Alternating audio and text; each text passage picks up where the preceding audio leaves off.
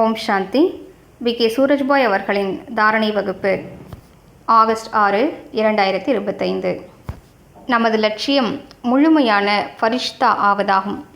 இது ஏன் நமது லட்சியமாக இருக்கிறது என்றால், நாம் முற்றிலும் தூய்மையானவராக, மாசற்றவராக, கர்மேந்திரியங்களை குளிர்விக்க வேண்டும். இதையும் கூட நாம் ஏன் செய்ய வேண்டும்? ஏனென்றால் இதன் மூலம்தான் உலகிற்கே நன்மை நடக்கும். இயற்கைக்கும் மிகப்பெரிய சேவை நடைபெறும். இயற்கை தனது சதோபிரதான நிலையை அடையும். மேலும் இதன் மூலம் மிகப்பெரிய காரியம் என்ன நடக்கும் என்றால், பரிஷ்தாக்கள் மீது நம்பிக்கை கொண்டுள்ள மற்ற தர்மத்தை சார்ந்த ஆத்மாக்களுக்கு இறை செய்தி நம் மூலமாக கிடைக்கப்பெறும். நமது பரிஷ்தா சுரூபத்தின் மூலமாக நாம் அவர்களுக்கு ஞானம் கொடுக்க முடியும். மேலும் அவர்களை தனது பரம தந்தைக்கு அருகாமையில் கொண்டு வர முடியும். மேலும் இந்த சொரூபத்தின் மூலமாக அநேக இடங்களுக்கு பறந்து சென்று நாம் பலவிதமான ஆத்மாக்களுக்கு சேவை புரிய முடியும். அவர்களது துக்கங்களை போக்க முடியும். அவர்களை நோயற்றவர்களாக ஆக்க முடியும்.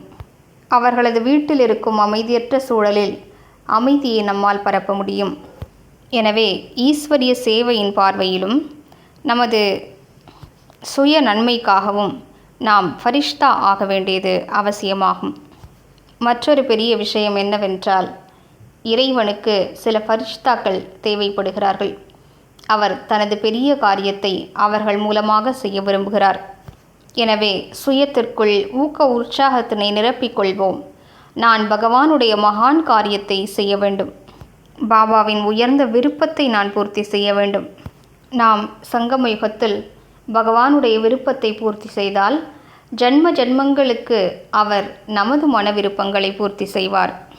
சங்கம யுகத்தில் அவருடைய உயர்ந்த காரியத்தில் நாம் உதவியாளராக ஆகிவிட்டோம் என்றால், ஜன்ம ஜன்மங்களுக்கு அவர் நமக்கு உதவி புரிவார். வேறு எதுவுமே உதவப் போவதில்லை. இவ்வுலகத்தில் இருக்கும் செல்வங்கள், சொத்துக்கள், உறவுகள் என்று எதுவுமே நம்முடன் வரப்போவதில்லை.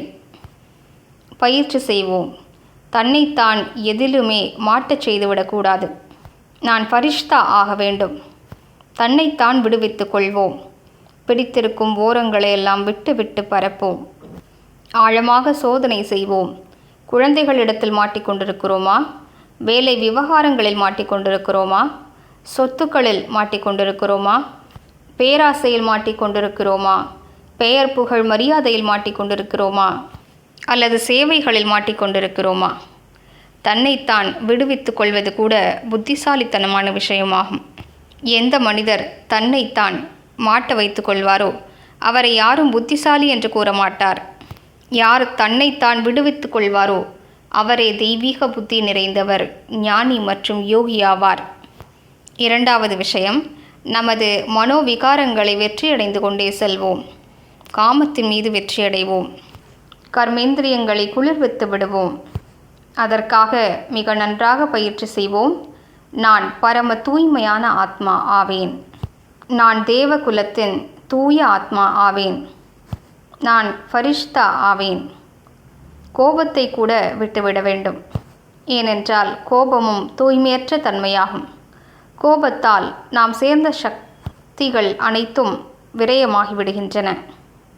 கோபத்தினால் புத்தியின் தெய்வீக தன்மை முடிவடைந்து விடுகிறது. மேலும் அகங்காரத்தின் மீதும் கவனம் செலுத்த வேண்டும். சூக்ஷ்மமான நான் என்ற உணர்வு, நான் சரியாக கூறுகிறேன், இந்த உணர்வு மனிதரை தொல்லை செய்கிறது, கீழே இறக்கி விடுகிறது, குழப்பத்தில் மாட்டிவிடுகிறது. எனவே நான் தான் சரி என்று நினைக்கும் இந்த மாயையிலிருந்தும் விடுபடுவோம். இந்த உணர்வு கூட நான் என்ற சூக்ஷ்ம அபிமானத்தில் மாட்டிவிட்டு சுய முயற்சியில் தடையாக இருக்கிறது. கூடவே மனதில் எந்த சுமையையும் வைத்து கொள்ளக்கூடாது. ஏனென்றால் சுமை இருப்பவர்கள் ஃபரிஷ்தாக்களாக ஆக முடியாது. சுமைகள் அனைத்தையும் சமர்ப்பணம் செய்வோம். எனவே சமர்ப்பணமாகி விடுவோம். சாட்சி பார்வையாளர் என்ற உணர்வை தாரணை செய்வோம். மனோவிகாரங்களை விட்டு விடுவோம். மேலும் நமது உயர்ந்த கடமையை நினைவில் வைப்போம். அப்போதுதான் நாம் ஃபரிஷ்தா நிலையை நோக்கி முன்னேற முடியும். எனவே இன்று முழு நாளும் நமது முழுமையான ஃபரிஷ்தா சொரூபத்தை முன்னிலையில் காண்போம். முன்னால் இருக்கும் சுவரில் எனது முழுமையான ஃபரிஷ்தா சொரூபம் இவ்வாறு இருக்கும் என்று சித்திரத்தை வரைந்து விடுங்கள். தரையிலிருந்து சிறிது உயரத்தில் ஒவ்வொரு அங்கத்திலிருந்தும் வெளிப்படக்கூடிய பிரகாசத்தோடு புத்தி நிரந்தரமாக பாபாவுடன் இணைந்திருக்கும் ஃபரிஷ்தா நான். பாபாவின் கிரணங்கள் நிரந்தரமாக என் மீது பொழிந்து கொண்டிருக்கின்றன. எனது ஒவ்வொரு அங்கத்திலிருந்தும் அவை வெளிப்படுகின்றன.